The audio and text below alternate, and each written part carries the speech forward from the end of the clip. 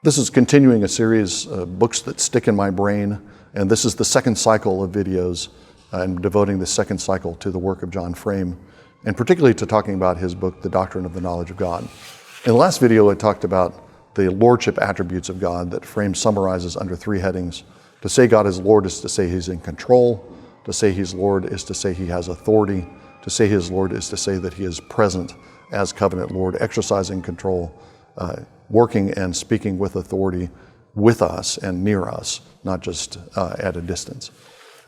That's the foundation of what Frame is most famous for, which is called tri-perspectival or perspectival approach to theology. To say that we think theology and do theology perspectively is to say something like this. Suppose several people are looking at the bust of an ancient Roman. One person is looking at it face on, and he describes the bust in a particular way. This is what the bust looks like. Somebody else is looking at a side view and describes the bust from the side view. Another person is in the back of the bust and is describing the bust from the back. And it's kind of nonsensical to ask which one is right, which one has actually captured the bust. Well, the bust has a face, the bust has a side view, the bust has a back of the head. All those are right, and we don't really know what the bust is as a whole unless we take all of those perspectives into consideration and many others. We're not God. We don't have a position outside of a particular place, a particular time, a particular body that we're knowing and viewing things from. Perspectival knowledge means that it's an affirmation that we're limited.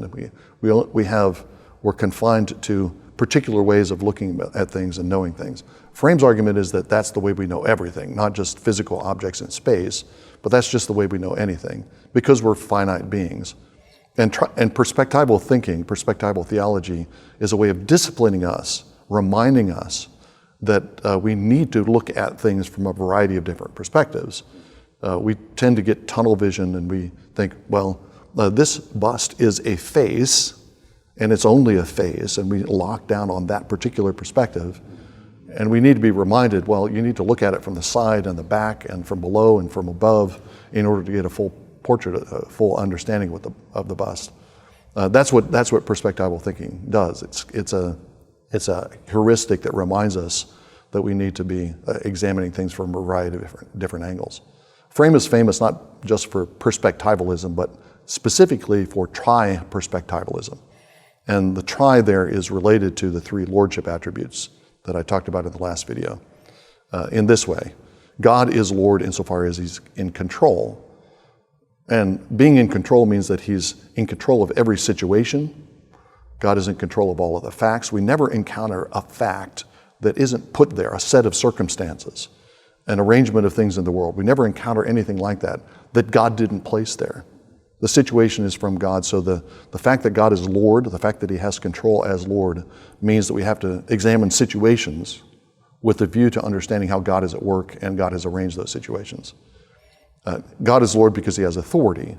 To say God has authority means that He speaks and He has a right to be obeyed, He has a right to be believed, He has a right to be heard, and we must respond appropriately to His word and to His exercise of authority. And that opens into what Frame calls a normative perspective. God is in control means that there's a situation that God has arranged for us. To say that God has authority is to say that God speaks. He sets the rules. He's the one who gives law. He's the one who sets the norms of behavior. He sets the norms of knowledge. Finally, God is Lord insofar as He is present. Control, authority, presence. Those are the three Lordship attributes. And to say God is Lord, that He's present, opens up into what Frame calls an existential perspective. We have to consider our internal feelings, our motivations, our intentions. Those are an aspect of every experience, an aspect of all knowledge. If you're thinking about in terms of theology, our dispositions, our desires, our emotions can't be siphoned off from the way we do theology.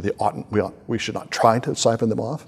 Instead, that's one of the angles. Our devotion to our Lord Jesus is one of the components of a three-dimensional understanding of who Jesus is and who God is. So